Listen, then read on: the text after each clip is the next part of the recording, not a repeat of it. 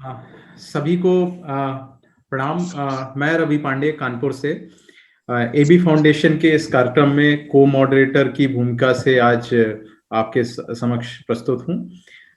हमारा जो आज का कार्यक्रम है, जो कि बहुत ही प्रमुख एक चर्चा का विषय है आज के हमारे इस कार्यक्रम का, और एक बहुत बड़ा अंग्रेजी में कहा जाए प्रॉब्लम स्टेटमेंट हम सभी के सामने बनकर आ गया है। Post Covid revival of Indian economy, जो आज हम लोगों ने ये मुद्दा उठाया है, ये बहुत ही गंभीर विषय है।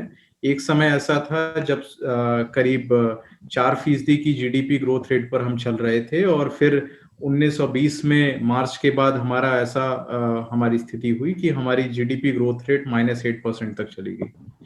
अब आज के इस जो हमारा चर्चा का विषय है, हमारे पास बहुत सारे ज्ञानी हमारे साथी आए हुए हैं, बहुत सारे वक्ता हैं जो कई कई कोनों से आए हुए हैं। मेरे साथ मेरे इस कार्यक्रम में गेस्ट मॉडरेटर की भूमिका निभाएंगे श्री सुरेश मनचंदा जी। आप सीनियर बिजनेस जर्नलिस्ट हैं, CEO Market Times TV, earlier with Mandi live, Mandi Guru, Bazaar कारोबार, फास्ट ट्रैक सीईओ के साथ नई दिल्ली से आते हैं। सर, आपका बहुत बहुत आभार हम प्रकट करते हैं एबी फाउंडेशन की इस टीम की तरफ से। आपने समय निकाला और आए, और हम तहे दिल से आपका धन्यवाद करते हैं कि आपने ये गेस्ट मॉडरेटर का जो कार्यभार है आपने स्वीकार किया।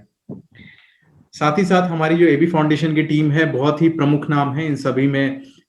सबसे प्रथम जो हमारे एक मेंटर आते हैं श्री पदमपति शर्मा जी, खेल पत्रकारिता में जाना माना नाम है। आप वाराणसी से आते हैं, बहुत वर्षों का आपका अनुभव रहा है, आपने पाकिस्तान में भी कार्य किया है, और देश में बड़े बड़े सेलिब्रिटी, स्पोर्ट्स सेलिब्रिटी सभी का आपने एक ना एक बार कम से कम इंटरव्यू जरूर लिया है। सर, आपका बहुत बहुत स्वागत है इस कार्यक्रम में।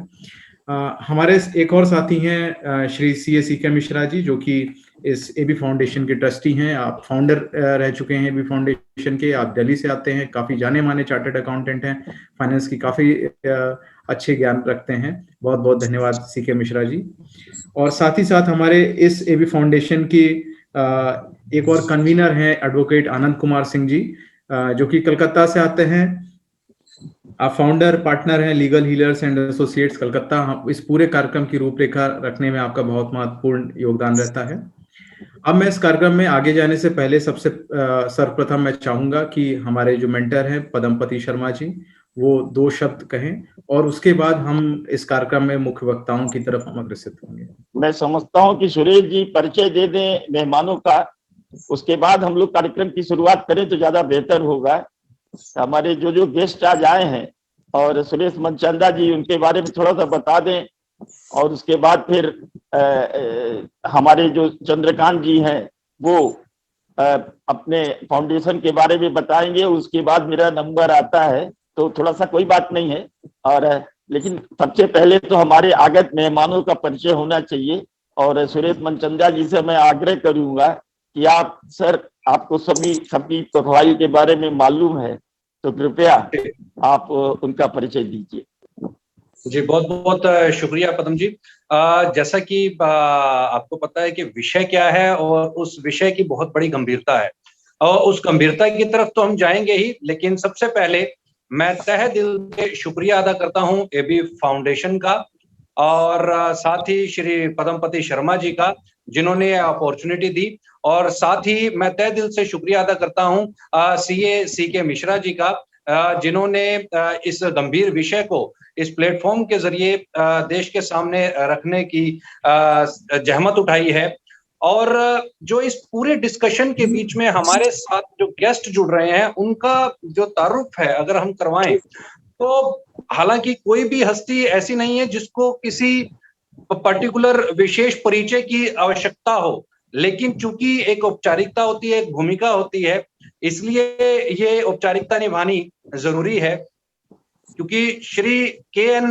गोविंदाचार्य साहब, सर, आपका मतलब अगर मैं कहूं तो मुझे एक फिल्म का सीन याद आता है। बाहुबली बड़ी चर्चित फिल्म रही है, उसमें एक सीन आता है जिस समय पर जो बाहुबली के स्थान के ऊपर जो राजा बनाया जाता है, तो उस राजा जो वो बना रहे होते हैं, या जो राजा गद्दी पर बैठा होता है, तो उससे भी बड़ा चित्र जो नजर आता है स्क्रीन, तो बाहुबली का नजर आता है।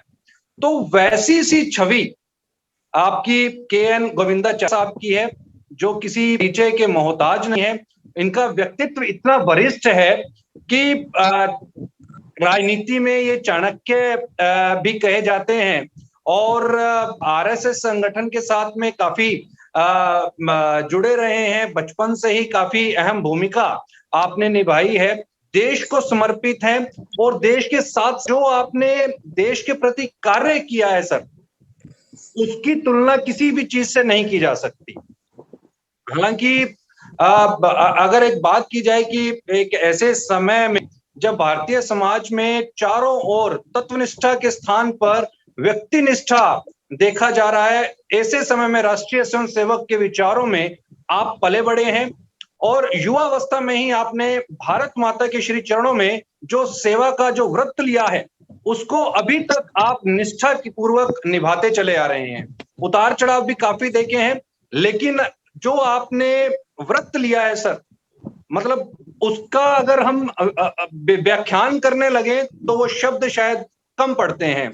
आप विचारक हैं, पर्यटक हैं, लेखक हैं, प्रखर वक्ता भी हैं, जिनका सारा जीवन जो है देश को समर्पित रहा है। मैं तहे दिल से सर आपको नमन करता हूं और आपका अभिनंदन करता हूं इस विशेष कार्यक्रम में। इसके साथ ही हमारे साथ में श्री अनिल बोकिल साहब हैं।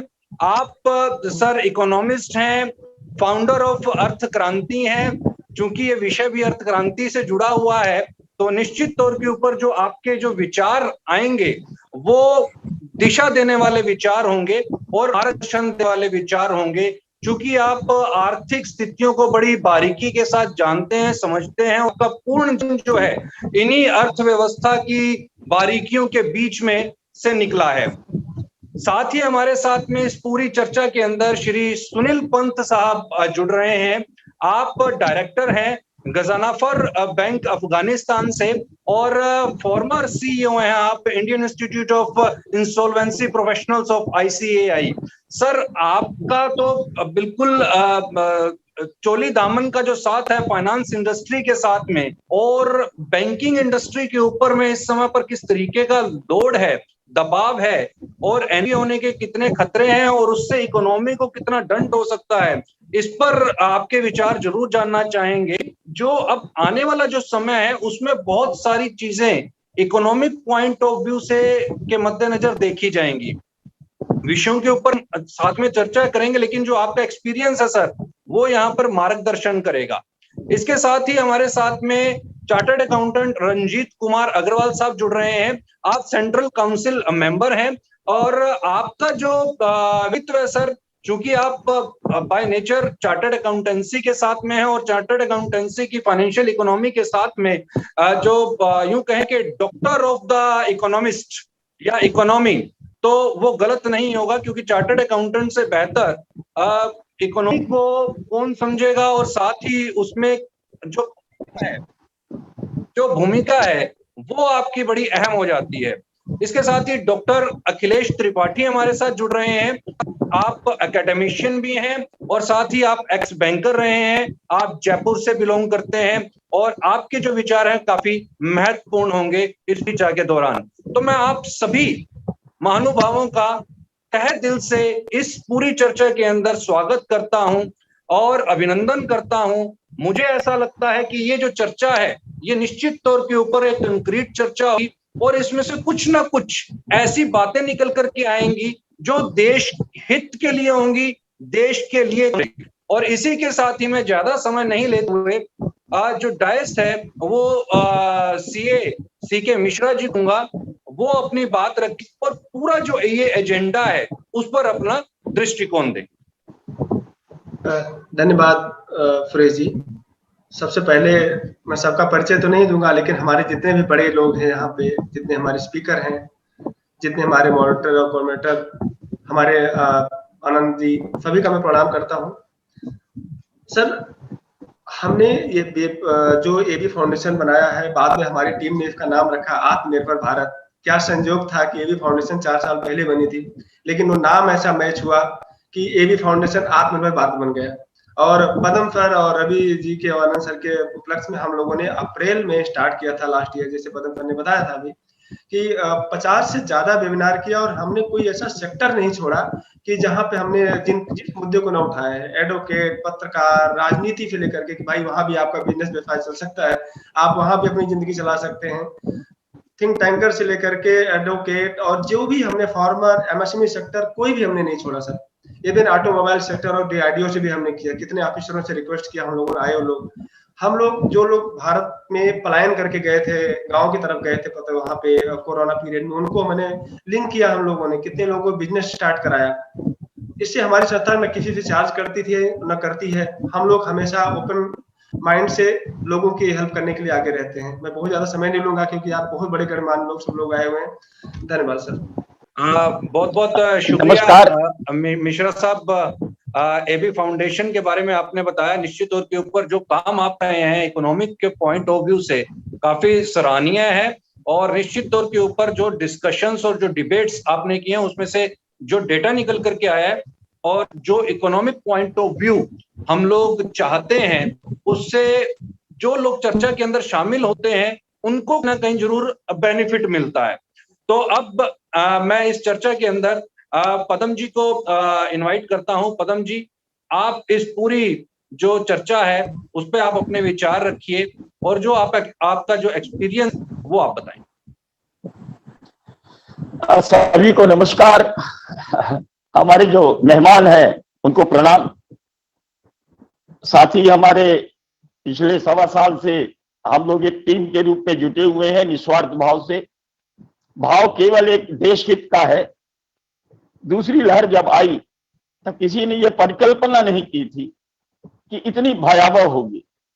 इसको लेके हर कोई परेशान हो गया था। हमने अपने न जाने कितने परिजनों को खोया है, कितने मित्रों को खोया है, और हमारे ये सहयोगी जितने भी हैं, शायद ही कोई ऐसा रहा होगा जिसने अपनों को न गंवाया हो इस सेकेंड लहर में। और इतनी खतरनाक होगी, इतना इसका वेग के साथ आक्रमण होगा हमारे देश पे, ये भी हमने कभी नहीं सोचा था। ये हमारे ऑक्सीजन की कमी हो जाएगी, बेड्स की कमी हो जाएगी। लेकिन हैट्स ऑफ टू सरकार।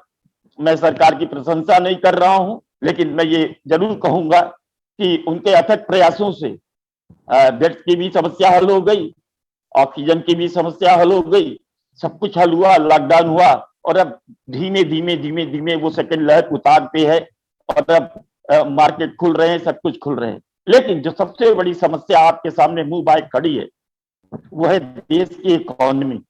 देखिए, पहली लहर में ही जब लॉकडाउन हुआ इतना लंबा, तो नतीजा ये हुआ कि हमारी इकोनॉमी जो आराम से बढ़ रही थी वो अचानक रसातल में चली गई। और मनचंदा जी, आप एक्सपर्ट हैं, आप जानते होंगे कि ये करीब -23 या -24 हमारी जो विकास दर हो गई थी घट करके। और लेकिन उसके बाद देश फिर उठ खड़ा हुआ। देश की एकता और देश की जो अखंडता थी वो सामने आई, और हमारी इकोनॉमी सुधरने लगी थी। और यहाँ तक कि विदेश के आर्थिक विशेषज्ञों ने ये भविष्यवाणी की थी कि सन 2021 में जो है वो जो हमारी जो इकोनॉमी होगी वो दोहरे अंकों में जाएगी, विकास दर बढ़ जाएगी 12 के करीब। लेकिन इस सेकेंड लहर ने फिर एक ऐसा झटका दिया है कि 2 महीने के अंतराल में हमारे बड़े उद्योगों की अगर हम बात न करें तो आप शेष समझ लीजिए पूरा का पूरा चौपट होकर रह गया है। किस तरह से इकोनॉमी लड़खड़ाई है जिसकी कल्पना नहीं कर सकते। हॉस्पिटैलिटी बिजनेस तो एकदम शून्य पे आ गया है। होटल, टूरिज्म, ये कहाँ रह गया है ये समझ में नहीं आता। छोटे दुकानदार, चाहे वो कपड़ा व्यवसायी हो, चाहे हमारी बनारस की बात करते हैं हम, बर्तन है, साड़ी है, तमाम रेहड़ी वाले हैं, ये सारे लोग सड़क पे आ गए हैं। भुखमरी की स्थिति आ गई है, भयंकर बेरोजगारी आ गई है। कैसे इस अर्थव्यवस्था को सुधारा जाए, कैसे इसे पटरी पर लाया जाए, इसके लिए हम लोगों ने इस बार ये प्रयास किया।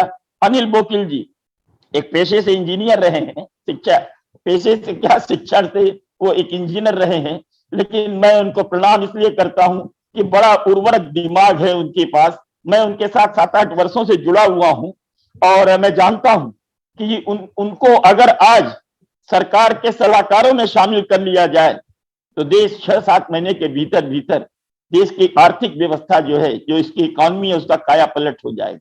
उन्होंने कई विचार रखे हैं, सरकार के कान पर जू नहीं रेंगी है। और अब अंत में मैं कहूंगा अपने गोविंद जी को, गोविंद जी मुझे आज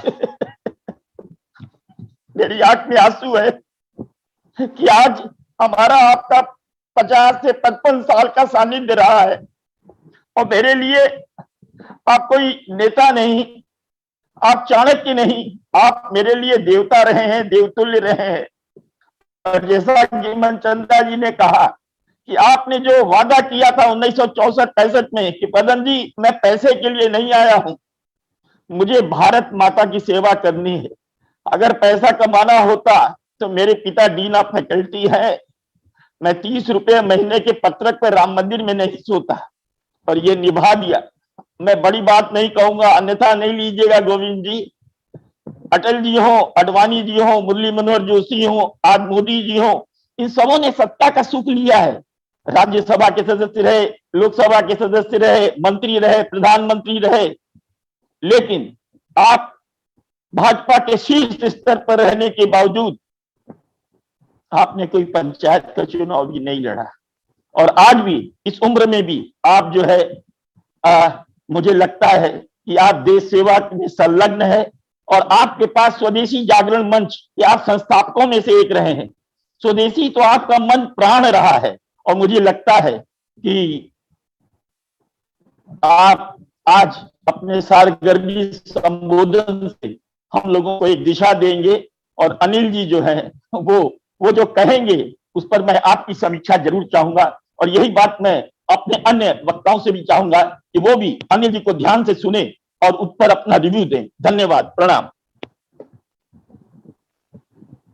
बहुत बहुत शुक्रिया पदम जी, और बड़ी गंभीर आपने बात कही।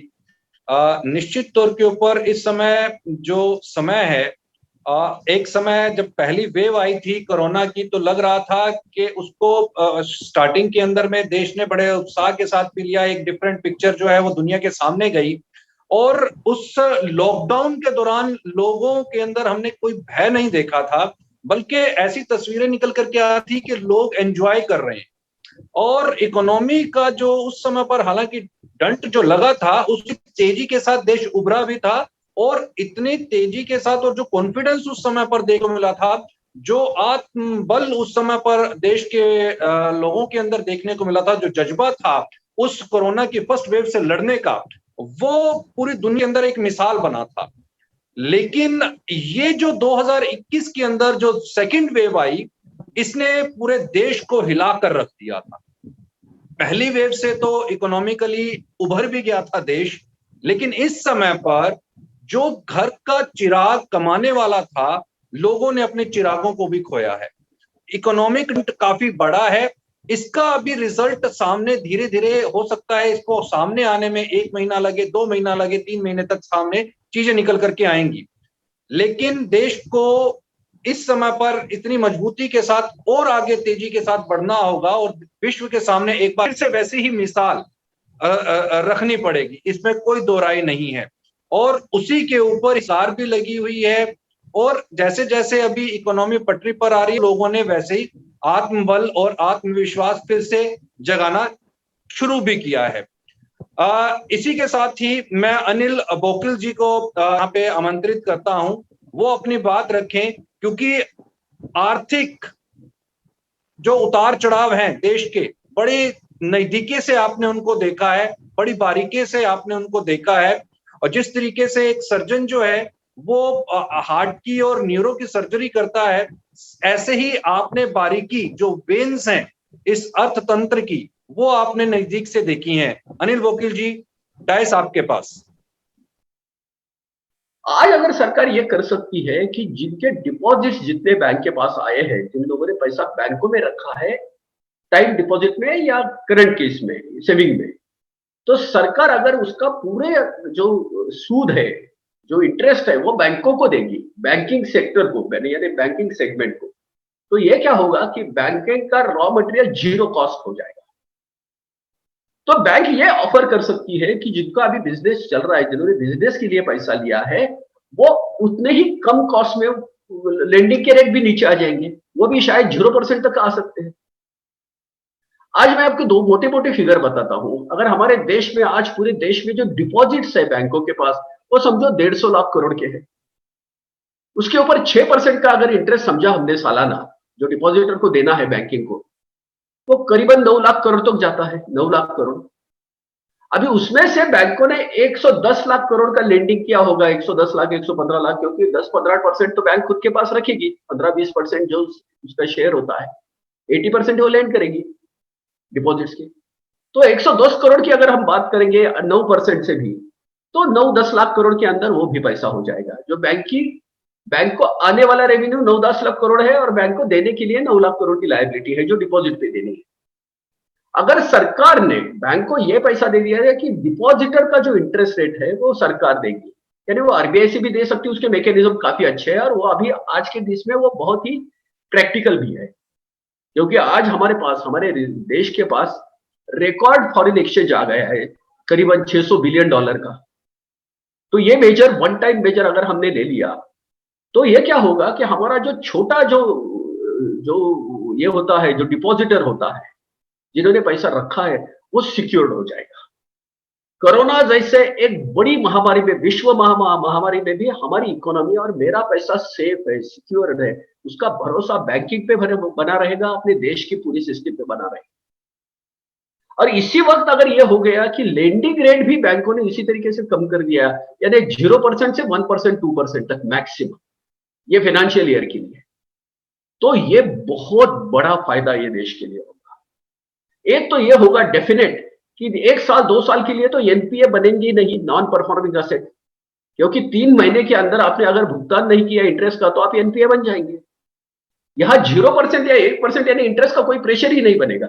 यानी ये जो प्रोजेक्शन निकल के आ रहा है आगे चल के कि ये हो सकता है वर्ष कम वर्ष 14% या 15% तक एनपीए, ये बैंकिंग के पूरे इसके एनपीए हो सकते हैं, जितना लेंडिंग हुआ है, यानी 110 लाख करोड़ का 15%, यानी 15-16 लाख करोड़ का जो ऑपरेशन होगा, हम उसको रोक सकते हैं अगर हम ये इंटरेस्ट रेट को 0% तक लेंडिंग पे लाएंगे। और छोटे डिपॉजिटर जिन्होंने छोटी छोटी अपनी पूंजी रखी है सुरक्षा के लिए और अपने भविष्य के लिए, छोटे लोग हैं, सबका भरोसा हमारे सिस्टम पे आएगा, बैंकों पे वैसा बना है। आज की इसमें ये सरकार का इंटरवेंशन काफी जरूरी है। हमारे साथ डॉक्टर अखिलेश त्रिपाठी जी भी हैं।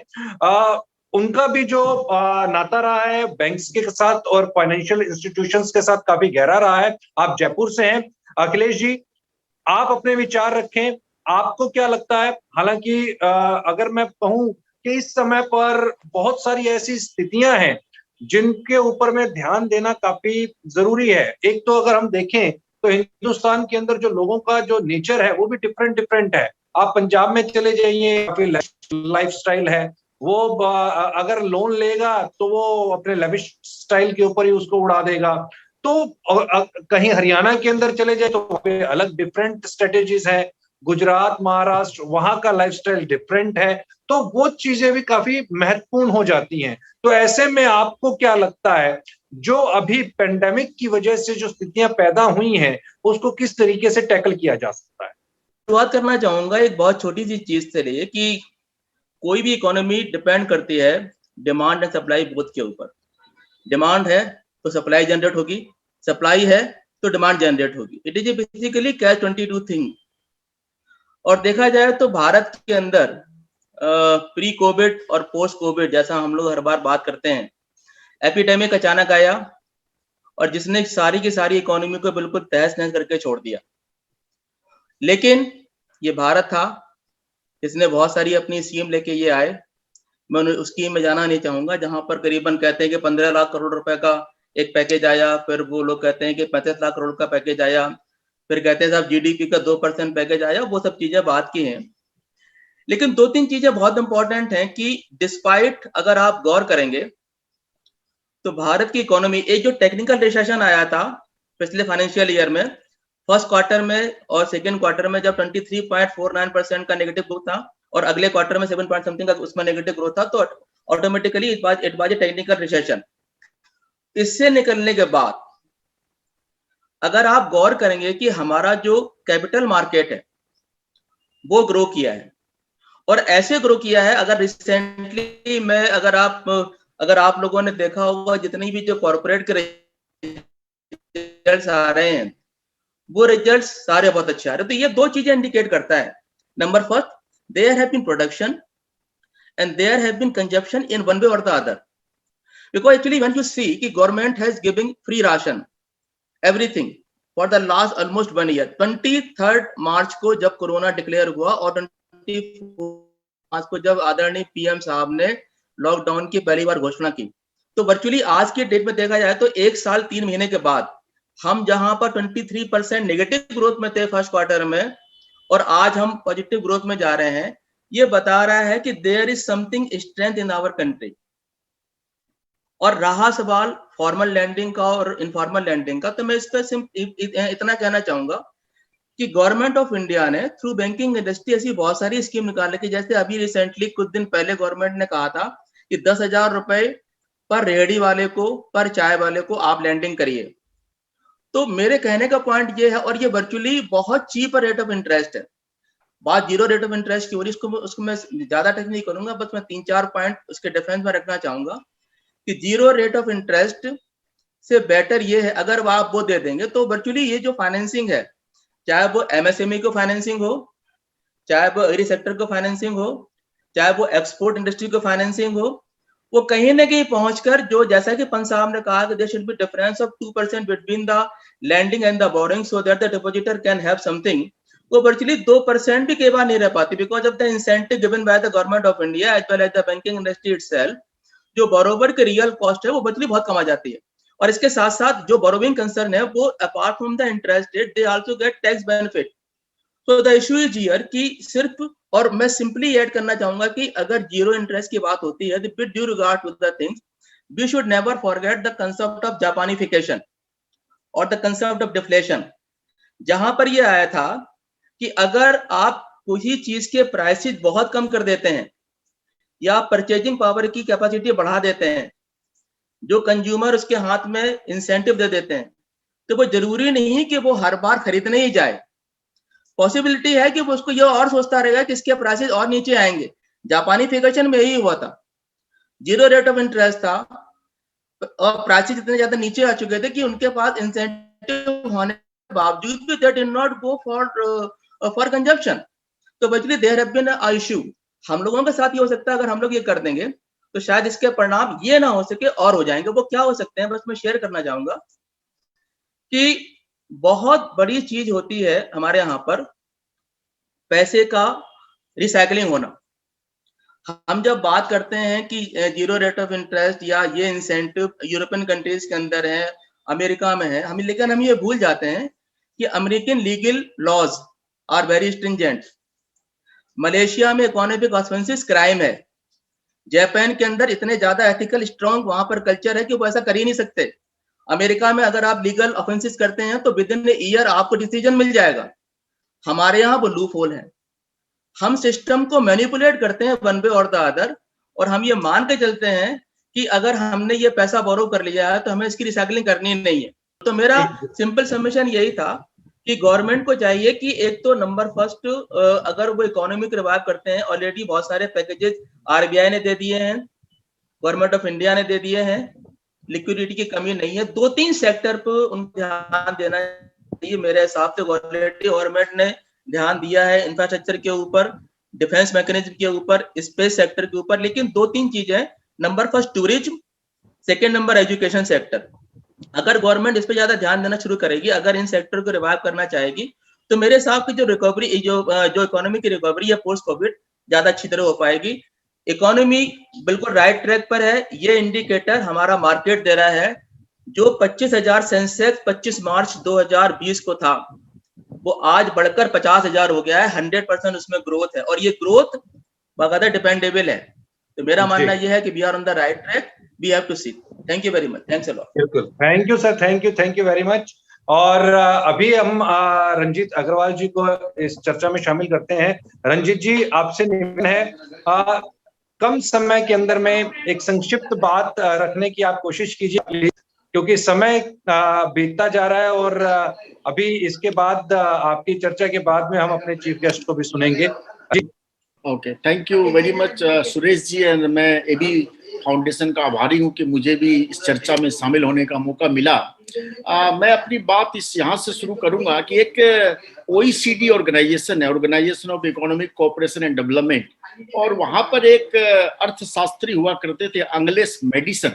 उस अंग्लेस मेडिसन को कहा गया था कि आप 2000 साल का इतिहास लिखिए।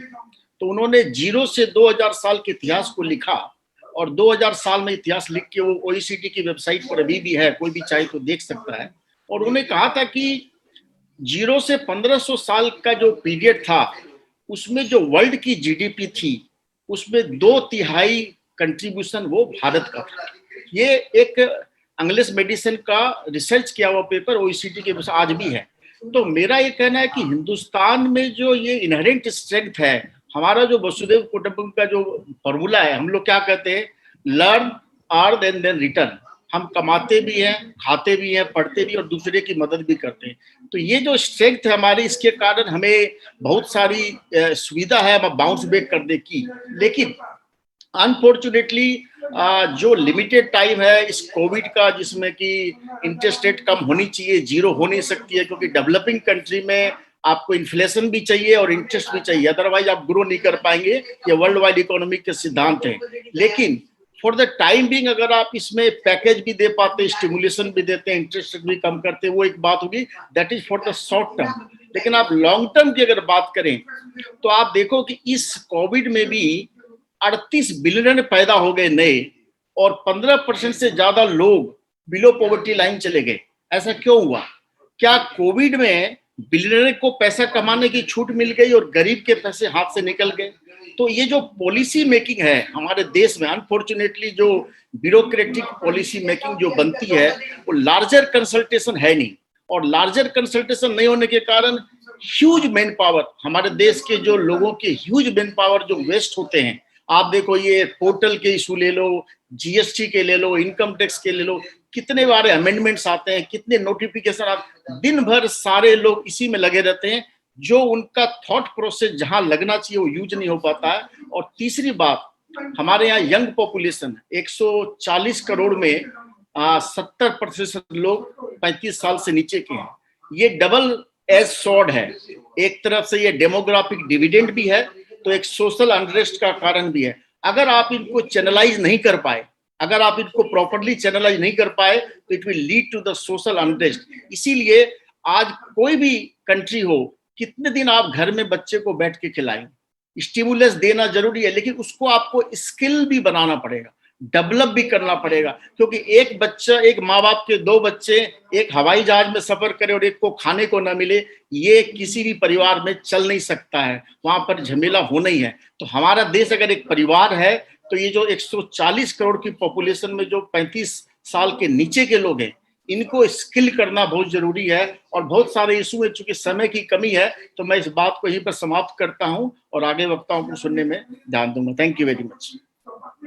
बहुत बहुत शुक्रिया सर, आपने बड़ी संक्षिप्त बात रखी अग्रवाल साहब, और निश्चित तौर के ऊपर जो चीजें और जो चीज आपने बताई, तो आपने उसकी याद दिलवाई कि भारत सोने की चिड़िया क्यों कहा जाता था। निश्चित तौर के ऊपर उस समय पर जो बाजार था, उस पर भारत का जो शेयर था वो काफी अच्छा था, और समय बीता, भारत का जो शेयर था वो रिड्यूस होता चला गया। अब वही पकड़ एक बार फिर से लेकर के आने। अब मैं ज्यादा समय नहीं लेते हुए मैं इनवाइट करना चाहूंगा हमारे आज के चीफ गेस्ट को, श्री के एन गोविंदाचार्य साहब को, कि वो अपनी बात रखें, वो बताएं कि इस समय पर जो ये पेंडेमिक स्थिति है उससे उभरने में क्या ऐसे फॉर्मूलाज हैं जो कारगर साबित हो सकते हैं। सरकार के पास ऐसी कौन सी अपॉर्चुनिटीज अवेलेबल है जो यहाँ पर देश के, हिंदुस्तान के लोगों को मिल सकती हैं। जी, मेरे बनारस के बहुत पुराने कॉलेज के समय के मित्र आदरणीय पद्मपति जी, जो इस समय मेंटर भी हैं एबी फाउंडेशन के, उनकी संचालन में इनकी भी बड़ी भूमिका है, और एबी फाउंडेशन के सारे मित्रगण और पैनल में जितने लोगों ने अपनी बातें कही हैं, मुझे सबसे अच्छा लगा कि कहीं भी कोई विषयांतर नहीं हुआ। सब लोगों ने फोकस्ड अप्रोच किया।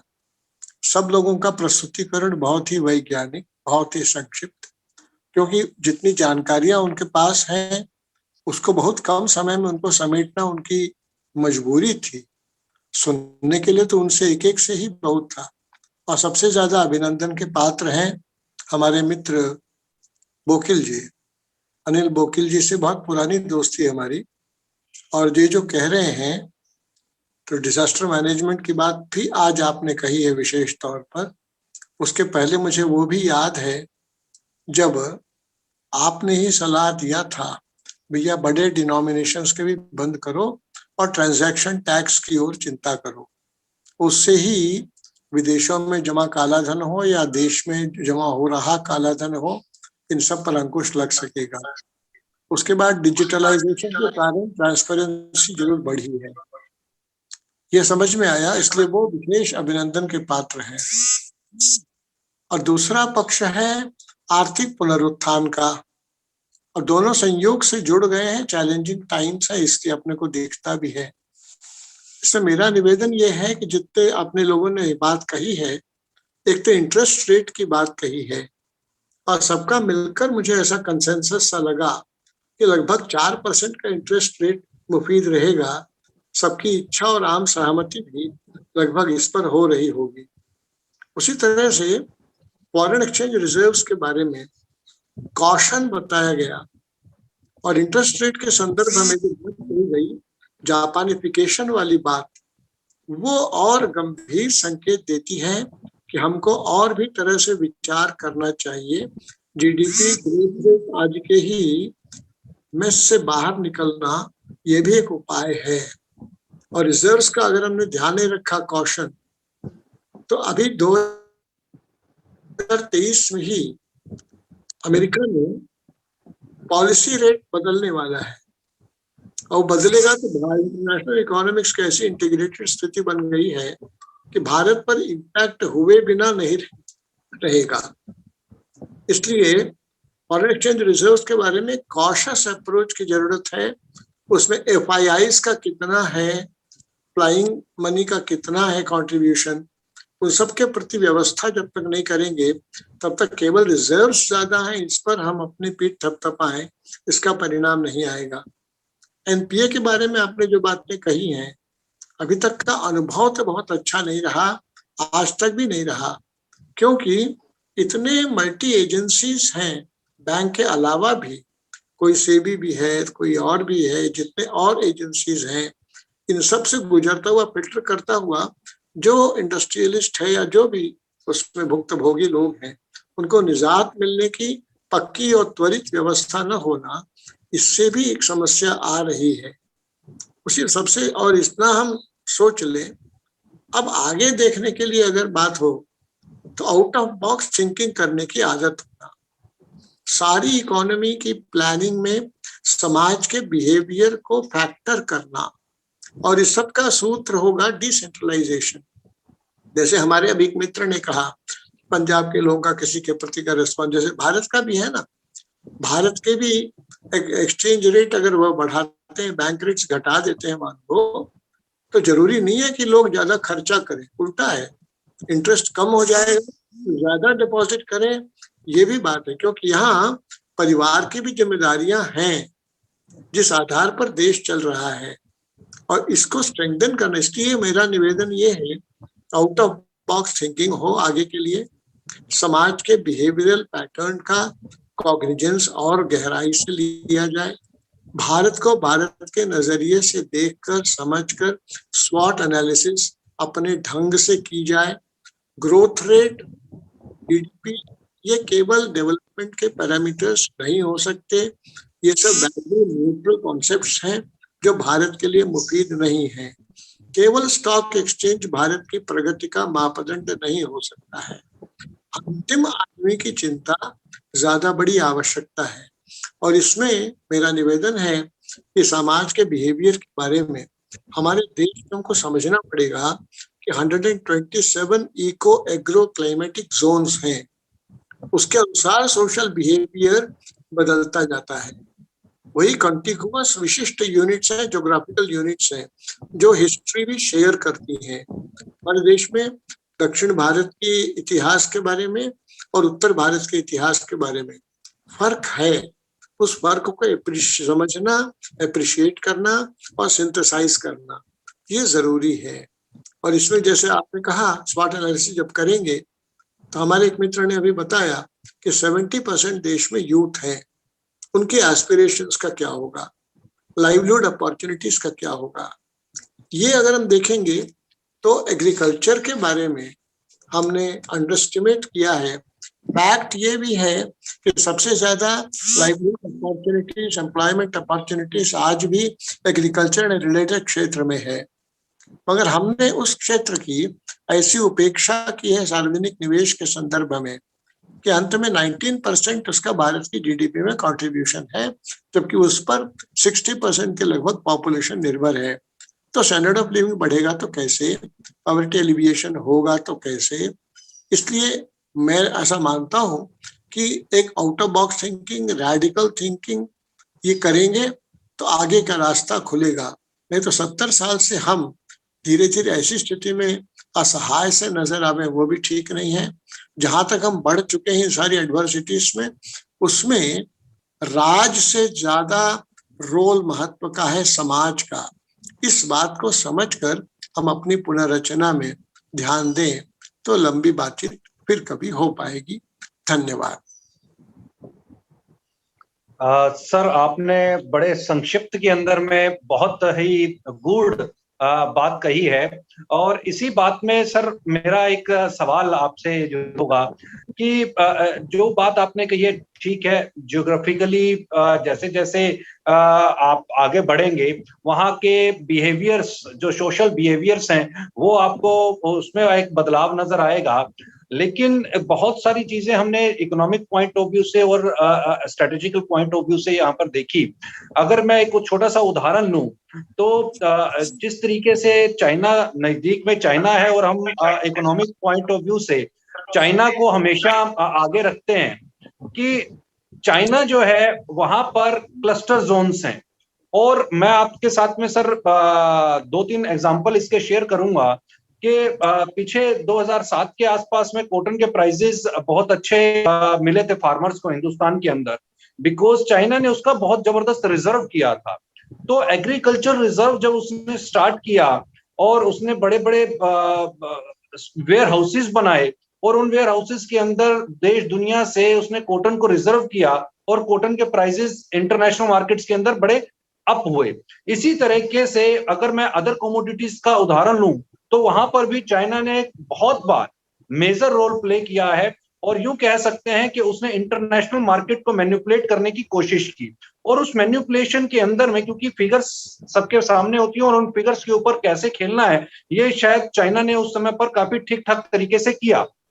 तो अगर उसी तरीके की पॉलिसीज को हिंदुस्तान के अंदर इंप्लीमेंट किया जाता है और क्लस्टर जोन्स बना करके अगर एग्रीकल्चर गुड्स को रिजर्व करने की अगर प्रथा चालू की जाती है तो उससे क्या ऐसा नहीं लगता है कि एक ट्रेमेंडस चेंज आएगा, इकोनॉमी को भी एक बूस्ट मिलेगा, जो पुरातन काल के अंदर भी देखने को मिला था। और उसमें इंडियन जो इकोनॉमी थी, हिंदुस्तान की जो अर्थव्यवस्था थी, वही शायद इसी वजह से कही जाती थी कि हिंदुस्तान जो है सोने की चिड़िया है। आपने जितनी बात कही। गोविंद जी एक मिनट, गोविंद जी आपके मोबाइल के बाईं ओर ऑडियो और वीडियो दोनों ही है। आप वीडियो जो है वो लाल निशान होगा, उसको एक बार क्लिक करिए, लोग आपको देखना चाहते हैं। हमारे पास लगातार फोन आ रहे हैं कि भाई गोविंद जी को हम लोग देख नहीं पा रहे हैं, तो प्लीज जरा सा वो बाएं तरफ है और आप तो टेक्नोलॉजी साइंस के विद्यार्थी रहे हैं, थोड़ा सा आप प्लीज जरा देखिए। दूसरे का मोबाइल है और वो इस समय दे के चले गए हैं, फिंगरप्रिंट उनका लगता है खोलने के लिए। नहीं, वो नीचे बाईं तरफ देखिए, आप देखिएगा तो वहां पर ऑडियो होगा, वीडियो होगा। वीडियो पर क्रॉस है, उस वीडियो को क्रॉस को आप खाली अंगुली डाल दीजिएगा तो वो सही हो जाएगा। अभी तो स्क्रीन ही आ रही है बस, और उस पर अरे आपको हम लोगों ने वीडियो देखा है, आप शुरुआत में बाकायदे आप नमूदार हुए थे सर, है ना, फीचर्ड है अनलॉक द मिस्ट्रीज ऑफ ये सब लिखा है, इसलिए आ नहीं रहा है भाई। तो मैं इतना ही चलिए कहूंगा, चलिएगा। जितनी बात हुई अभी, जितनी बात हुई उसमें हमारा और कहना है कि हम इस डिक्टम जी पर काम करें कि हमारा गांव, हमारा देश, हमारा जिला, हमारी दुनिया, सबको भोजन, सबको काम। तो ये जो जी आप हमारे अभी पैनलिस्ट ने अच्छी बात कही थी, वो कहा था स्टोरेज को बढ़ाना और एजुकेशन सेक्टर पर एम्फसाइज देना। आज की जो स्थिति है, शिक्षा, स्वास्थ्य, न्याय, तीनों सामान्य आदमी की पहुंच से बाहर है। अभी चीन की बात आपने उठाई थी, चीन का ध्यान रखना पड़ेगा, एक सिविलाइजेशनल लेवल पर हर्ट ईगो है, उसी के कारण उसको एक जी प्रोपेल्ड हो रहा है, वो दुनिया में सब पर हावी होने का जो है वो हर्ट ईगो का रिएक्शन है उसका। दूसरा, वहां का geopolitical, judicial system, education system, ये सब एक अलग प्रकार है। कल्चरल मूविंग्स भी कन्फ्यूशियस के आधार पर है, जिसमें परिवार की व्यवस्था को ज्यादा महत्व दिया है। तो ये सारी बातें वहां, इसलिए उससे डीलिंक होकर आप एब्सोल्यूट टर्म्स में इकोनॉमिक ग्रोथ या बाकी का विचार नहीं कर सकते हैं। इसलिए परिवार की व्यवस्था पर भी जोर देना, जो गांव समाज टूट गया 200 वर्ष में, अभी भी रेमनेंट्स हैं, तो उसका भी विचार करना। फिर अच्छे काम को प्रोत्साहित करना जो समाज के स्तर पर हो रहे हैं, उसमें हम जिले को यूनिट बनाकर अगर ऐसे सक्सेस स्टोरीज के इमुलेटिंग सेंटर्स बना डालें, कुछ नोडल सेंटर्स बना डालें, तो सामान्य भारतीय व्यक्ति के लिए ये आंख के आगे के उदाहरण ज्यादा काम आएंगे। इसके प्रकाश में अगर फैसिलिटेट करने के लिए आवश्यक पॉलिसीज बनेंगे, बैंकिंग व्यवस्था का भी एटीट्यूड और अप्रोच बनेगा, तो ये सब सप्लीमेंट्री कॉम्प्लीमेंट्री रोल अदा कर पाएंगे। अभी मैं इतना ही कहूंगा। जी, बहुत बहुत शुक्रिया सर इस संयुक्त में मिलित होने के लिए। अगर किसी का भी कोई प्रश्न है, जो भी पार्टिसिपेंट्स हैं, किसी से भी अगर कोई सवाल करना चाहते हैं तो प्लेटफॉर्म ओपन है। जी, प्रज्ञान भट्टाचार्य यहाँ मौजूद हैं। प्रज्ञान मचंदा जी आप जानते हैं कि बड़े सीनियर जर्नलिस्ट हैं, फाइनेंस एक्सपर्ट हैं, और वो यहाँ पर जुड़े हुए हैं। मैं प्रज्ञान से चाहूंगा कि आइदर वो आपके पंत जी से या गोविंद जी से या अनिल बोकिल जी से कोई सवाल अगर कर सकते हैं तो करें। प्रज्ञान, आर यू देयर? भैया प्रणाम। हम लोग तो बनारस के हैं, आपने मुझे हिंदी सिखाया। गोविंद जी को नमस्कार। प्रणाम सर। How are you? मैं कोई इकोनॉमिस्ट तो हूं नहीं, थोड़ी बहुत इकोनॉमिक टाइम्स और डाउ जोन्स में काम करने की वजह से जो मुझे लगता है, मैं इसको पूरे कोविड और इकोनॉमिक्स को मैं दो हिस्से में बांटना चाहूंगा। फर्स्ट, जो हमारा सेकेंड वेव था वो हमारे लिए अनएक्सपेक्टेड था, सब कह रहे हैं, लेकिन मैं थोड़ा सा टाइम लूंगा, 3 मिनट के आसपास। सुरेश जी जी, मुझे लगता है कि जो आज इंडिया में कोविड को मॉनिटर कर रहे हैं, doctor Balram Bhagat, ICMR, scientific adviser to prime minister professor Vijay Raghavan, और तीसरे हैं VK पॉल। विजय राघवन साइंटिस्ट है और बाकी दोनों में एक कार्डियोलॉजिस्ट है और एक है paediatric. Unfortunately none of them are virologists, इनमें से कोई इम्यूनोलॉजिस्ट भी नहीं है। तो हम समझ सकते हैं कि हमारा अप्रोच कितना फॉल्टी है। I don't want to go into details. अब हम लोगों को सबसे पहले, आप कुछ भी इकोनॉमिक स्टेप ले लीजिए, नथिंग विल वर्क। आपके पास पैंडेमिक एक के बाद एक वेव आता रहेगा।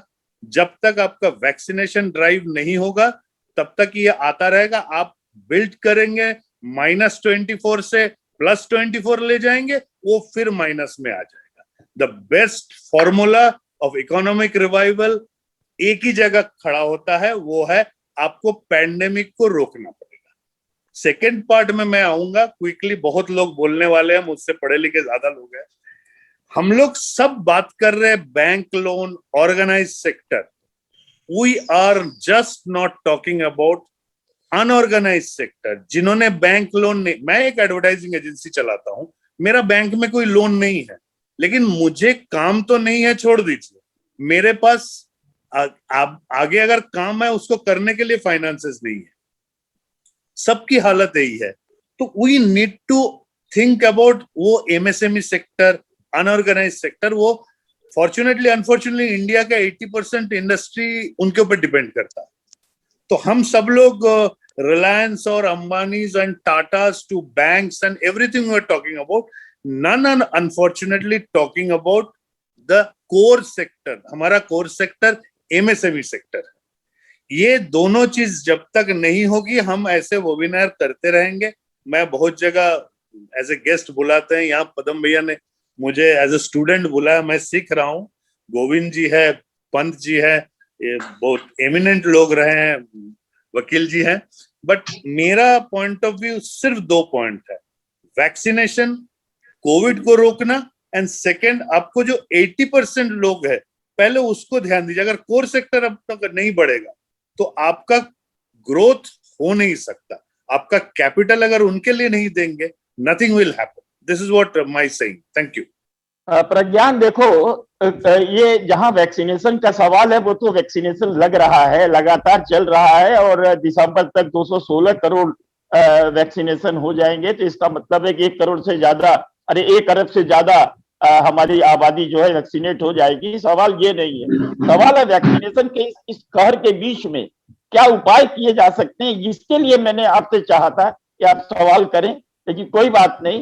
यहाँ राजीव सबाडे अगर मौजूद हैं, मुझे नहीं मालूम, वो भी बैंकर हैं और डायरेक्टर रहे हैं बैंक के।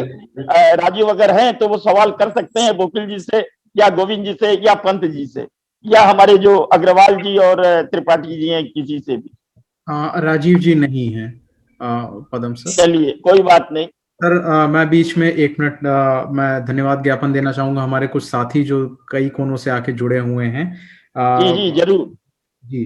हमारे साथ इस समय जुड़े हुए हैं डॉक्टर डीएस मिश्रा सुल्तानपुर से, जयप्रकाश जी जुड़े हुए हैं, डॉक्टर आर के पांडे दिल्ली से जुड़े हुए हैं, मनोज पांडे जी रायबरेली से, प्रज्ञान भट्टाचार्य जी जुड़े हुए हैं, विजय जी जुड़े हुए हैं, श्री के तिवारी जी जुड़े हुए हैं, रजिस्ट्रार आईआईटी कानपुर, और बहुत सारे साथी जिनका कि मैं नाम देख रहा हूं। आप सभी का बहुत बहुत धन्यवाद हमें ज्वाइन करने के लिए। अब मैं चाहूंगा पैनल डिस्कशन पूरी तरीके से ओपन है, अगर कोई सवाल पूछना चाहता है तो हाथ उठा करके आप पूछ सकते हैं। सर, उसके पहले एक सवाल जो मेरे चैट बॉक्स में आया हुआ है, सुरेंद्र कुमार जी पूछ रहे हैं, ये जो गोल्ड के रिजर्व पे कैपिंग कर दी इंडिविजुअल कैपेसिटी में, इसका तो गोल्ड रिजर्व फिर बढ़ेगा ही नहीं कंट्री में, ये क्वेश्चन उनका आया है सुरेंद्र जी का। तो इस पर आपका क्या कहना है कि पर मेल 250 ग्राम से ज्यादा नहीं इंडिविजुअली इसको होल्ड कर सकता है, और फीमेल, मैरिड फीमेल 500 ग्राम से ज्यादा नहीं कर सकती। तो गोल्ड रिजर्व्स और इकोनॉमी को आप किस तरह से जवाब देते हैं? मुझे लगता है कि पंत जी अगर इसका जवाब दें तो, और कुछ दृष्टिकोण अपना डालें पंत जी, कि गोल्ड रिजर्व्स को इकोनॉमी के साथ में कैसे जोड़ करके देखा जाए। देखिए, गोल्ड जो है एक बड़ा अजीब कमोडिटी है। It is a reserve of the last resort in a way. तो ये एक हिस्टोरिकली एक रिजर्व इन्वेस्टमेंट की तरह से चला आ रहा है, and which is very close to monetisation. In fact बहुत आसानी से मोनेटाइज हो जाता है, इसलिए it was a preferred form of monetisation. और इसमें अगर आप देखेंगे, मैंने एक जिक्र किया था अबाउट नॉन फाइनेंशियल सेविंग्स। अगर आप गोल्ड अनसर्टेन टाइम्स में लोगों को अनलिमिटेड होल्ड करने के लिए कोई रोकने लगाते हैं या इंसेंटिव देते हैं, तो यू विल फाइंड दैट कई सारे लोग जो हैं वो अपना पैसा डाइवर्ट करके उसमें गोल्ड में ले जाएंगे। और गोल्ड का भी जो अपना वो है record in terms of movement, कोई बहुत स्टेबल नहीं है। 10 ईयर, 15 ईयर, 20 ईयर प्रोफाइल में गोल्ड हैज बीन गुड, पर अगर आप अभी के प्रोफाइल में लेके चलेंगे तो अभी आप देखिए, थोड़े दिन पहले ही गोल्ड जो था less than 1 year ago about 50-55 था। It was expected it will go to 70 and now it is down at about 48. तो इस पे फ्लक्चुएशंस भी काफी है, रिस्की भी काफी है। तो एक तो ये है कि आप इंडिविजुअल गोल्ड होल्डिंग्स का आप क्या करना चाहते हैं, और वो एक तरह से yes they become part of the national gold wealth. पर जो एक्चुअल यूजेबल गोल्ड है जो आप उसको ड्रॉ आउट करके उसको आप इकोनॉमिक फोर्स की तरह से यूज करें, वो बहुत आसान नहीं है। हम लोगों ने एक स्कीम इंट्रोड्यूस करी थी गोल्ड बैंकिंग की, जिसमें कि हमने लोगों को इंसेंटिव दिया था कि अगर वो हमारे पास गोल्ड जमा करें तो हम उनको 3% तक उस पर इंटरेस्ट देंगे, और वो भी हम गोल्ड में देंगे। पर उसके अंदर एक प्रोविजन था कि गोल्ड को पहले 999 प्योरिटी पे लाया जाएगा, और फिर उसके ऊपर जो है वो लोगों को जो इंटरेस्ट है और रिटर्न मिलेगा। उसमें कुछ लोगों का क्योंकि फैमिली एयरलूम्स थे, पुराने पुश्तैनी उसमें जेवरात थे, इसलिए वो स्कीम चली नहीं ज्यादा। फिर भी जैसे कुछ मंदिर ट्रस्ट वगैरह है उनका पैसा आया था, पर ये बहुत सक्सेसफुल नहीं हुई। उसका ये भी एक कारण था कि लोग बाग जो है अपना गोल्ड होल्डिंग जो है उसको बहुत पर्सनल मानते हैं, और वो उसको निकाल के बैंक्स में इसमें डालना उनको अच्छा नहीं लगता। और दूसरा, अगर आप गोल्ड होल्डिंग्स पे इस तरह का रिस्ट्रिक्शन लगाएंगे तो आपको याद होगा मोरारजी देसाई के टाइम पर भी गोल्ड कंट्रोल ऑर्डर होता था, जिसके अंदर काफी रिस्ट्रिक्शंस थे कि आप कितना गोल्ड होल्ड कर सकते हैं। पर वो कहते हैं कि वो it was observe more in the breach than in the compliance. तो वो आप अगर एक ब्रीच वाला माहौल एनकरेज करना चाहते हैं, यू कैन ट्राई। पर गोल्ड का इंडिया में एक जो कहते हैं it is the global sink for gold. यहाँ पे गोल्ड का जो है either directly through official channels या indirectly through smuggled channels, gold का इंडिया में खपत बहुत है। एक जमाने में किसी ने एस्टिमेट किया था कि इंडिया में 600 मेरे ख्याल से 600 किलो गोल्ड जो है वो एनुअली गायब हो जाता है, and it was suspected part of it is also eaten. मतलब इंडिया एक ऐसा मुल्क है जहाँ गोल्ड को खाया भी जाता है, तो उसमें से 10-20 किलो जो था वो खाने में चला जाता था, जो कि पूरे विश्व में एक यूनिक फीचर था। तो आप गोल्ड पे एक अगर रिस्ट्रिक्शन लगाते हैं तो वो रिस्ट्रिक्शन मुझे नहीं लगता कि बहुत इजीली एनफोर्सेबल होगा, और उसके वायलेशंस काफी होंगे। आपका जो फाइनेंशियल सेविंग्स की तरफ जो प्रेशर है, ताकि अगर लिक्विडिटी बढ़ती है बैंक्स की, एनबीएफसीज की, दूसरे फाइनेंशियल इंस्टीट्यूशंस की, जो कि डाइवर्ट होके जा सकती है for building up your economy, वो शायद नहीं हो पाएगी, और वो non financial savings in the form of gold उसमें फंसी रहेगी। तो ये एक मेरा इस पे व्यू है, and that is one fact. बहुत बहुत जी धन्यवाद। बिल्कुल। अभी हाल में हालांकि हमने ये भी देखा था कि जिस समय पर गोल्ड के एक्साइज के ऊपर पे मार पड़ी थी और ड्यूटी लगने लगा था, तो उस समय पर स्मगलिंग के काफी केसेस आए थे। डेफिनेटली गोल्ड के प्रति जो हिंदुस्तान का लगाव है वो काफी महत्वपूर्ण है, वो हट नहीं सकता। और अब अच्छा कि समय आगे की तरफ है, क्या हमें क्लोजिंग स्टेटमेंट्स की तरफ जाना है? एक मिनट मेरा एक सवाल अनिल बोकिल जी से है। बोकिल जी, एक सबसे बड़ी समस्या इस समय जो हम लोगों के सामने है वो है महंगाई की दर। आप चाहे थोक महंगाई देखिए, चाहे वो फुटकर देखिए, आसमान छू रही है। और उसके पीछे बहुत बड़ा कारण मुझे लगता है कि पेट्रोल उत्पाद है। आप देखिए कि पेट्रोल और डीजल कई स्टेट में 100 रुपया क्रॉस कर गया है प्रति लीटर, और आपने एक फार्मूला दिया था। मैं चाहता हूं क्या ये एप्रोप्रिएट समय नहीं है कि उस जो आपने बैंक ट्रांजैक्शन चार्ज की बात की थी, और आपने कहा था कि 2.2 या 3% अगर बैंक ट्रांजैक्शन बीटीसी लिया जाए तो, और सेंट्रल टैक्स पेट्रोल उत्पाद पे माफ कर दिया जाए, तो मैं समझता हूं कि पेट्रोल घट करके 50 रुपया और 48 रुपये तक आ जाएगा, और उसके आते ही बहुत कुछ इकोनॉमी में सुधार आएगा। आपका क्या कहना है इस बारे में? आज की तारीख में वो कितना रिलेवेंट है? गौतम जी, आज ये बात चल रही थी वो क्राइसिस के ऊपर की सॉल्यूशन की बात चल रही थी, लेकिन इसमें अभी कुछ डेवलपमेंट इकोनॉमिक्स की बात हो गई, कुछ लॉन्ग टर्म प्रोविजन की बात हो गई। कोविड की इसमें हमें क्या करना चाहिए था? अभी ये जो बैंक का जो इंटरेस्ट रेट है वो आर्टिफिशियल नहीं ले सकते, वो वन टाइम मेजर था, वो क्राइसिस मैनेजमेंट के लिए हमने बात की थी। आपने जो अभी बात की है तो ये टैक्स रिफॉर्मेशन का फंडामेंटल एक गेट हमें खोलना है, और वो गेट अभी इसी से खुल सकता है जो चीजें जीएसटी में नहीं है, क्योंकि जीएसटी में होगा तो वो कॉन्स्टिट्यूशनल चेंज में चला जाएगा और स्टेट के साथ वो जुड़ जाएगा।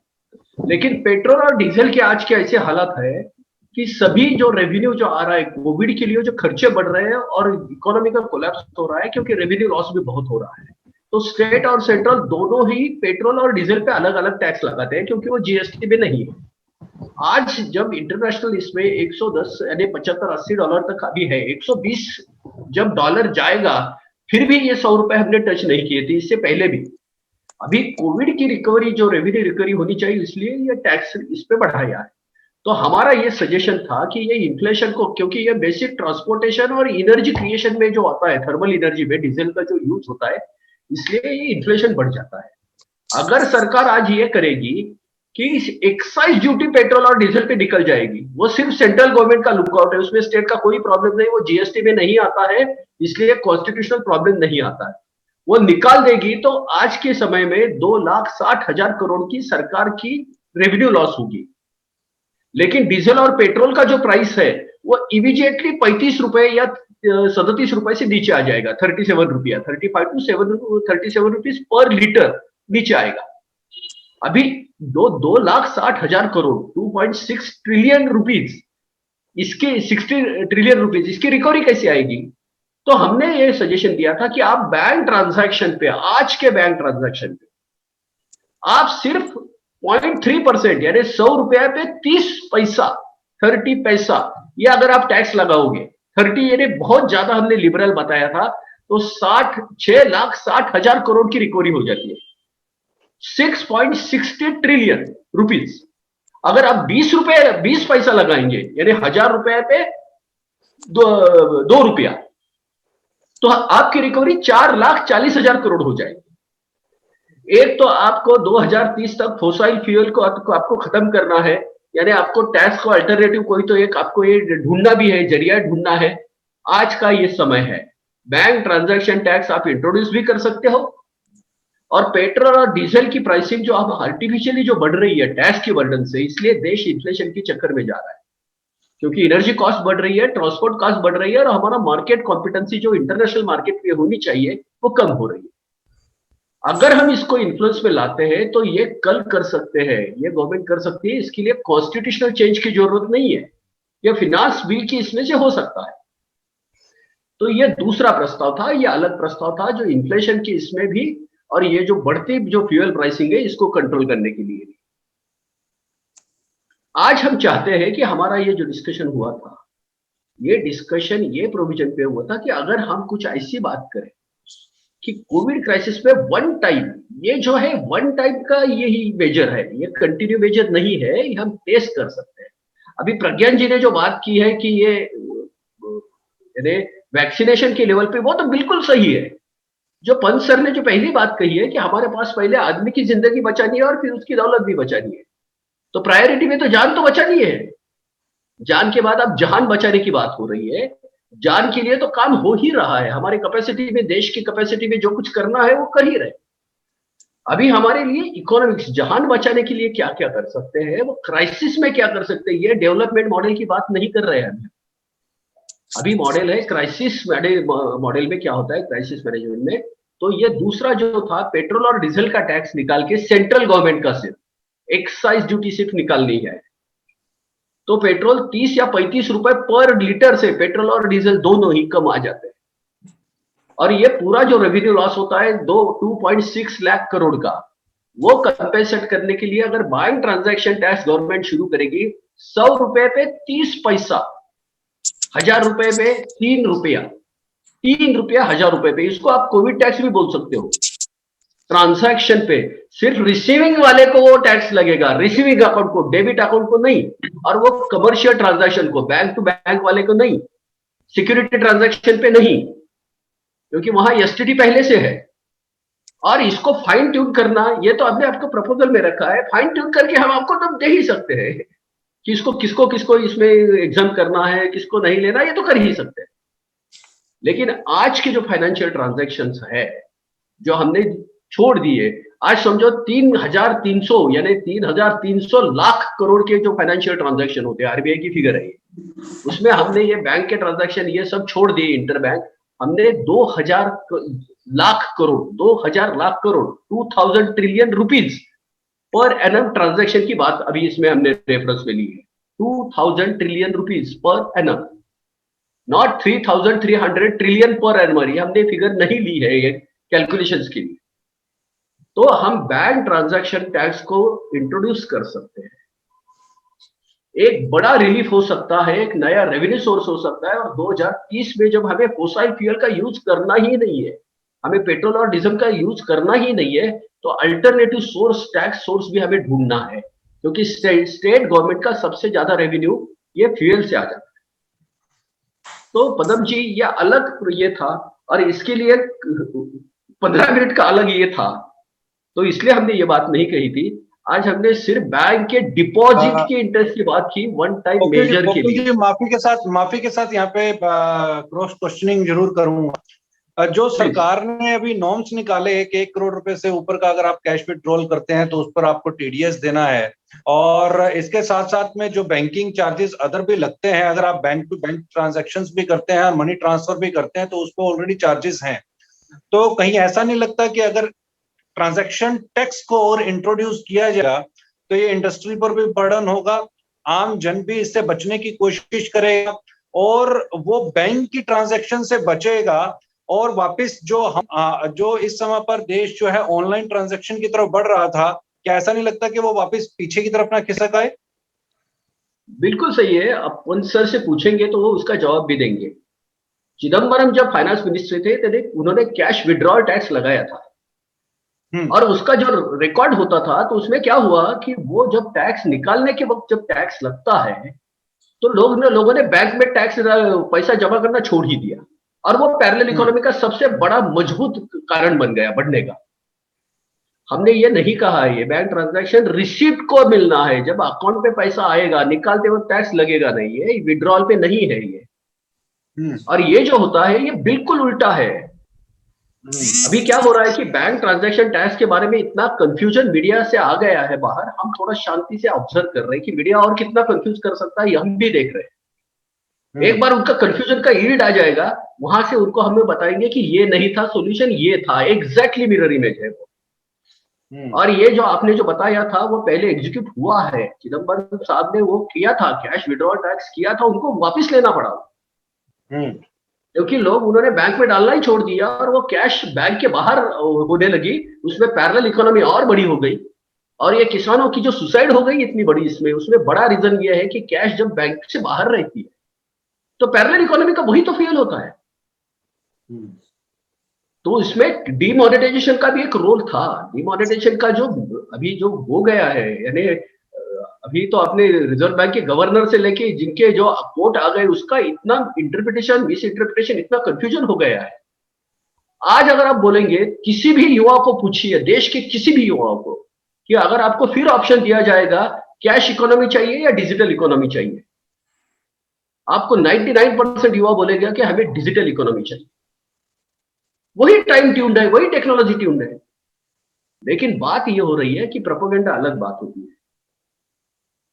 तो ये कैश के डिपॉजिट पे यह टैक्स नहीं है, कैश के डिपॉजिट पे है, कैश के विड्रॉल पे नहीं है। जब बैंक में आप डालोगे तभी वो बैंक ही उसमें से डिडक्ट कर लेगी, आपके पास कोई डिस्क्रिमिनेशन और कोई ऑप्शन नहीं रहेगा। तो ये बीटीटी का अलग ये प्रपोजल था। तो ये एग्जैक्टली मिरर ये है। मेरा एक सवाल गोविंद जी से भी है। गोविंद जी, आपको क्या लगता है कि रूरल जो इकोनॉमी है अब उसमें बड़ी तेजी के साथ, क्या आपको नहीं लगता कि एक बदलाव लेकर के आने की जरूरत है? जो ट्रेडिशनल एग्रीकल्चरल सिस्टम्स हैं उसके अंदर अगर रिफॉर्म किया जाए और फार्मर्स को अगर ट्रेडिशनल फार्मिंग से हटा करके और कैश क्रॉप्स की तरफ, डिमांडिंग क्रॉप की तरफ और एग्रीकल्चर के रूप को अगर बदल करके प्रेजेंट किया जाए तो शायद इकोनॉमी जो है उसके अंदर भी बदलाव आएगा, और ये इस समय पर क्राइसिस जो पैदा हुआ है उससे भी निकल पाएंगे। इसमें केवल एक्सट्रीम अप्रोच से नहीं चलेगा, मिक्स्ड क्रॉप, मल्टी क्रॉप ये करना आवश्यक है वहां के हिसाब से, और एक एक जोन के हिसाब से यूएसपी क्या क्या है उसको आइडेंटिफाई करके उस वहां पर उस खेती पर एम्फेसिस ज्यादा देना पड़ेगा। पैनल में किसी और का कोई सवाल? रवि जी को आपके पास क्वेश्चन है? नवभारत टाइम्स से आ रहा है, खासकर अनिल बोखेल जी के लिए पूछ रहे हैं।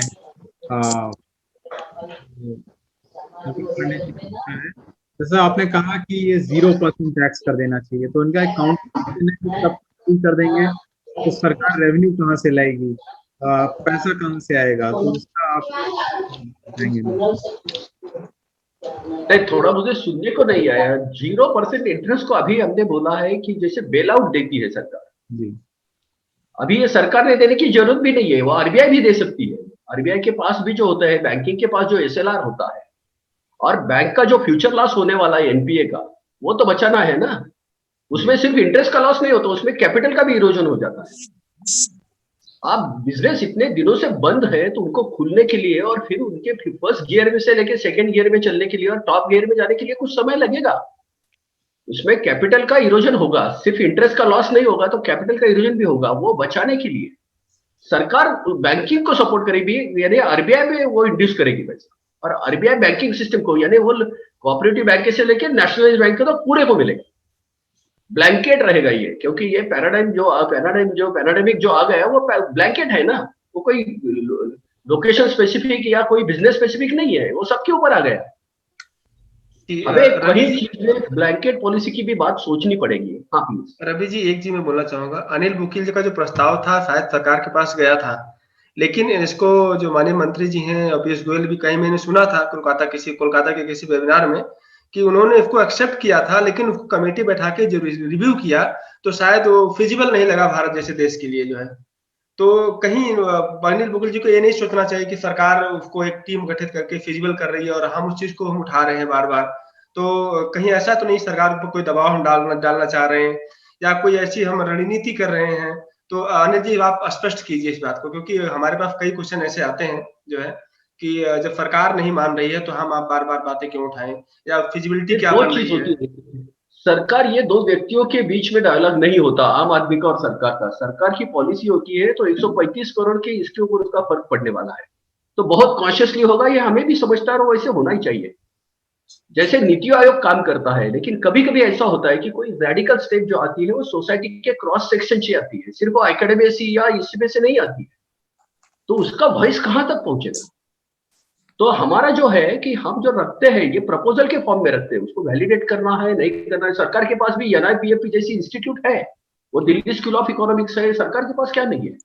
लेकिन उसमें वो सुनने के लिए सरकार ने भी अभी ये करना चाहिए, जैसे मोदी जी ने अभी किया है कि लोगों के साथ उनकी डायलॉग हो जाते हैं कम्युनिकेशन में, हम उसमें प्रस्ताव भी रखते हैं। लेकिन हमें भी ये मालूम है कि ये प्रस्ताव जो होते हैं वो 135 करोड़ के लिए स्वीकारने के लिए सरकार को कुछ समय चाहिए, उसका वैलिडेशन के लिए, वो तो है। ठीक, ये तो ऐसा ही होना चाहिए। ठीक सर, थैंक यू। ये क्वेश्चन सर और है, दिशा शुक्ला एडवोकेट पूछ रही हैं रवि जी कि जो हमारे यूथ हैं, गोविंदाचार्य से पूछेंगे कि यूथ है हमारे, क्यों ना इनको इंडस्ट्रियलाइजेशन की तरफ शिफ्ट किया जाए।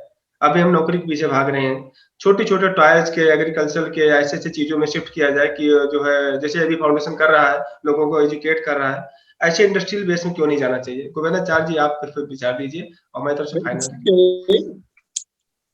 इसका एक इंटीग्रेटेड अप्रोच हो कि शिक्षा की व्यवस्था में भी इस बात को इनकॉर्पोरेट कर लिया जाए, और दूसरा इससे लिंक कर लिया जाए काउंसलिंग के साथ। उसके बाद कारीगरी हो या किसानी हो या इंडस्ट्री के अंदर छोटे उद्योग हो, इस तरह बढ़ाया जाए तो डिसेंट्रलाइजेशन, फिर मैं ये कहूँगा इसलिए कि जिले स्तर पर इसकी इम्प्लीमेंटेशन का आग्रह रहेगा तो ज्यादा ठीक ढंग से इम्प्लीमेंट होगा। जितना रिमोट होगा उतना ही एब्स्ट्रैक्ट हो जाएगा। बहुत बहुत धन्यवाद गोविंद जी। एक प्रश्न और आएगा, उसके बाद हम लोग धन्यवाद ज्ञापन की तरफ अग्रसित होंगे। मनोज पांडे जी हैं, वो काफी देर से इंतजार कर रहे हैं। मैं चाहता हूं आपका प्रश्न किससे है मनोज जी, वो आप जरूर बताएं और उसके बाद आप पूछ सकते हैं अपना प्रश्न। पोस्ट कोविड-19 और ये ड्यूरिंग अभी कोरोना काल चल ही रहा है, तो इसमें क्या क्या इकोनॉमी के अलावा क्या क्या सुधार हो सकते हैं? उसको करने के लिए 5 पॉइंट क्या होंगे जो तेजी से रिवाइव कर सके? ये किससे है आपका सवाल? एनीबडी कैन, इवन गोविंदाचार्य जी और अनिल जी, बोथ। अनिल जी बतावे, हम भी सुने। आप जो पूछ रहे हैं वो तो एक्शन कर ही रही है गवर्नमेंट, क्योंकि ये सिर्फ भारत के लिए नहीं, दुनिया में जो होना चाहिए वो तो एक्शन चल ही रही है, यानी मार्केट स्टेबिलिटी की भी चल रही है, दूसरी तरफ वैक्सीन की चल रही है, हेल्थ की डायमेंशन से भी हो रही है। अभी क्राइसिस में अपने अपने देश की स्ट्रेंथ और वीकनेस है, जैसे गोविंदाचार्य जी ने बताया कि हर एक चीज का शॉर्ट एनालिसिस करना पड़ेगा। स्ट्रेंथ वीकनेस के साथ हमें अपॉर्चुनिटी और थ्रेट भी देखना है कि अभी ये तो थ्रेट है सबके लिए, तो उसमें क्या अपॉर्चुनिटी हम ढूंढ सकते हैं जहां हम स्ट्रक्चरल चेंज कर सकते हैं। स्ट्रक्चरल चेंज, ये कॉस्मेटिक चेंज नहीं होंगे। अभी ये इतना डिस्ट्रक्शन बड़ा हो गया है कि ये डिस्ट्रक्शन को अभी स्ट्रक्चरल चेंज, बुनियादी बदलाव के लिए ये रास्ते खोल सकता है। अभी ये सिर्फ सुपरफिशियल इसमें से कुछ नहीं बदलेगा, लोगों की एक्सपेक्टेशन सिर्फ बढ़ती जाएगी और फ्रस्ट्रेशन बढ़ेगा, लेकिन बुनियादी बदलाव जब आ जाएंगे तो ये अपॉर्चुनिटी में बदल जाएगा। इसी संदर्भ में मैं कहूंगा मनोज जी मुझे ये कहना है जी इसके लिए short term, long term, middle term planning की जरूरत पड़ेगी और नौजवानों को काम में लगाना और उसके लिए आवश्यक ट्रेनिंग देना, उसके लिए इनफॉर्मल एजुकेशन को भी फॉर्मल एजुकेशन के साथ में मर्ज कर देना। जैसे उदाहरण के लिए जो मोटर गैरेज में काम करते हैं लोग, उनको थोड़ा लैंग्वेज सिखाकर ट्रेनिंग होकर उनको पॉलिटेक्निक की डिग्री क्यों न दे दी जाए। ऐसे रिफॉर्म्स, रेडिकल स्टेप्स लेने पड़ेंगे, तब युवा का इन्वॉल्वमेंट होगा। क्योंकि इसमें हम अंदाज करें कि भारतीय युवा 3-4 सदियों में जी रहा है। कुछ लोग 21वीं में है, बहुत कम लोग, कुछ लोग 20वीं में है, कुछ लोग 19वीं में है। उनके अनुसार उनको काम में आगे बढ़ाना, इसके लिए फिर मैं ये कहूंगा डिसेंट्रलाइज्ड अप्रोच के साथ प्लानिंग होगी, तब हम इस थ्रेट के नाते अभी देख रहे हैं अपॉर्चुनिटी में कन्वर्ट कर लेंगे। बहुत बहुत धन्यवाद गोविंदाचार्य जी। समय का थोड़ा अभाव है, इन्हीं कारणों से हम कार्यक्रम की एकदम अंतिम पड़ाव पर अब आ गए हैं। मेरे साथी एडवोकेट आनंद कुमार सिंह जी कलकत्ता से हैं। मैं आपसे आग्रह करूंगा कि हमारे जितने भी अतिथि आए हैं, वक्ता आए हैं, सभी का धन्यवाद ज्ञापन करें। जितने भी हमारे पार्टिसिपेंट्स आए हैं उनका धन्यवाद ज्ञापन करें। Over to Anand Singh ji. धन्यवाद रवि जी। सबसे पहले मैं आज का दिन को बहुत बड़ा दिन मानता हूं कि आज हमारे बीच गोविंदाचार्य जी जैसे महागुरु हमारे इस प्रोग्राम में आए, हमारे इस फाउंडेशन के छोटे से प्रोग्राम में आए, तो मैं उनको नमन करता हूं। आज हमारे प्रोग्राम में अनिल वकील जी इतने वरिष्ठ, एक विजनरी, एक नए आउट ऑफ बॉक्स सोचने वाले इकोनॉमिस्ट आए। मैं आप और हमारे जितने सारे स्पीकर्स हैं, आज हमारे अखिलेश त्रिपाठी जी हैं, सुनील पंत जी हैं, रंजीत अग्रवाल जी हैं, मैं सभी का धन्यवाद देता हूं। अब आते हैं आज का, देखिए आज का जो वेबिनार है, आज के वेबिनार में हमारे जो सबसे पहले जो स्पीकर अनिल वकील जी ने बात की, उन्होंने 0% टैक्स की, 0% इंटरेस्ट की बात की, ग्लोबल टैक्स की बात की।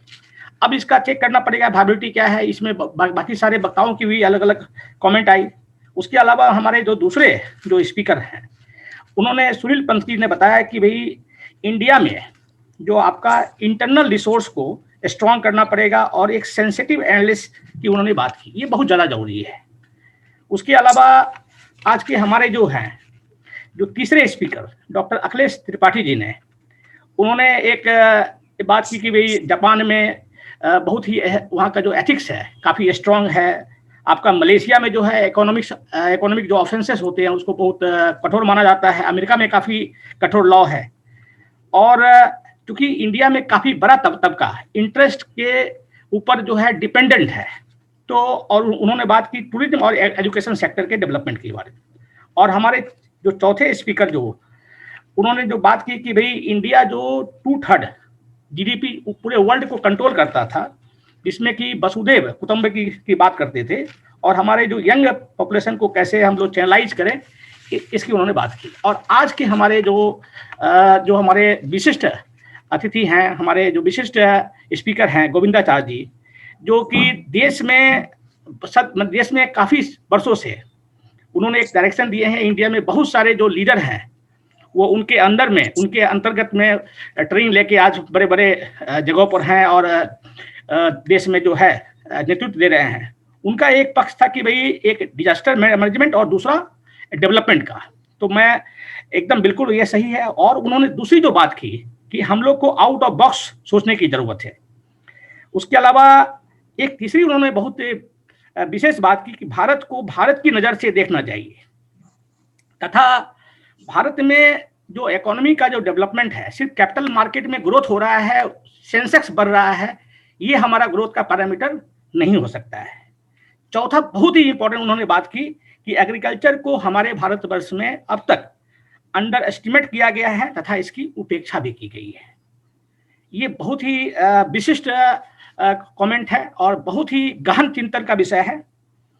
ये सारे विषय को अगर आप समावेश कर दें तो आज का जो हमारा एबी फाउंडेशन का जो सारे जितने गणमान्य विशिष्ट स्पीकर जो जुड़े, वो सारे के अगर बने उनके सारे जो विचार के मंथन को अगर जोड़ दिया जाए तो हम लोग इस जगह पर पहुंचते हैं कि हमारा जो नौजवान है उसको एक बढ़िया से बढ़िया स्किल डेवलपमेंट के रूप में चैनलाइज करके, और साथ ही साथ जो हमारा जैसे अंडर परफॉर्मर जो है, मान लीजिए आज के डेट में जो एग्रीकल्चर सेक्टर है, और एग्रीकल्चर सेक्टर के साथ बहुत सारे एलाइड सेक्टर जो जुड़े हुए हैं, जो कि कृषि के ऊपर जो माने निर्भर जो उद्योग हैं, उसको विकसित करने की बहुत ही आवश्यकता है। हम लोगों ने एबी फाउंडेशन के प्लेटफॉर्म पर एग्रीकल्चर सेक्टर और उनसे जुड़े हुए सेक्टर के ऊपर में वेबिनार किया है, तो हम लोग का बहुत सारा उसमें बहुत सारी ब्रेनस्टॉर्मिंग भी हुई थी।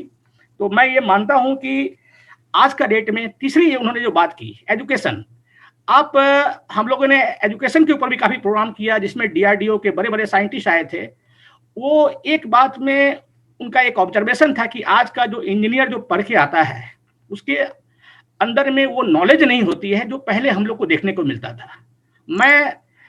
मैं भी एक समझिए कलकत्ता में कमर्शियल लॉ का प्रैक्टिस करता हूँ, मैं बहुत सारे आदमी से मिलता हूँ, तो ये मैं देखता हूँ कि आज का डेट में हमारा जो एजुकेशन सेक्टर जो है वो कहीं ना कहीं इतना ज़्यादा कमर्शलाइज हो गया है कि सब आदमी लगता है कि भाई वो डिग्रियाँ बांट रहे हैं और डिग्रियाँ बांटने की फैक्ट्री चला रहे हैं। तो हमारा एजुकेशन सिस्टम बहुत ही पावरफुल बने, मोरल एजुकेशन की बात हो और हम लोग एक बेहतर भारत का निर्माण करें। और हमारे आज के जो हमारे मार्गदर्शक हैं एबी फाउंडेशन के, और उनसे जो जिनको कि भाई भगवान की तरह बने उनको मानते हैं के.एन. गोविंदाचार्य जी, तो हम लोग को इनका सानिध्य मिला और हमारा पूरा विश्वास है। इतने सारे जितने भी सारे पार्टिसिपेंट आए, इतने सारे पत्रकार आए, मैं सभी को नमन करता हूं और इस विश्वास के साथ, इस आशा के साथ कि हम लोग एक बेहतर भारत का निर्माण करने में हमारी भूमिका हो, आप सभी का आशीर्वाद बना रहेगा। और मैं अपने एबी फाउंडेशन के सारे टीम मेंबर, हमारे जो मेंटर हैं पद्मपति शर्मा, मैं उनकी लंबी स्वास्थ्य की कामना करता हूं ताकि हम लोग को ज़्यादा से ज़्यादा समय तक उनका मेंटरशिप मिले। उसके अलावा हमारे जो एबी फाउंडेशन के जो हमारे मित्र हैं जो कि दिल्ली में आर्थिक मामलों के जानकार और चार्टर अकाउंटेंट हैं सीके मिश्रा जी, तथा जो रवि पांडे जी जो हमारे कानपुर से आते हैं, और आज के प्रोग्राम के लिए जो हमारे विशिष्ट गेस्ट मॉडरेटर हैं सुरेश जी, मैं उनका विशेष रूप से धन्यवाद करता हूं कि उनका जो आने वाला जो फ्यूचर है उनका बहुत ही प्रॉस्पर करें और देश और दुनिया में बहुत नाम कमाए और हमारा भारतवर्ष एक लंबी ऊंचाई को छुए। दुनिया में जो $5 ट्रिलियन की जो इकोनॉमी की जो बात हो रही है उससे भी ऊपर जाए और दुनिया में जो भारत की जो प्रतिष्ठा पहले थी उसको हम लोग अचीव करें। इस विश्वास के साथ, इस आशा के साथ मैं आप सभी का नमन करता हूं और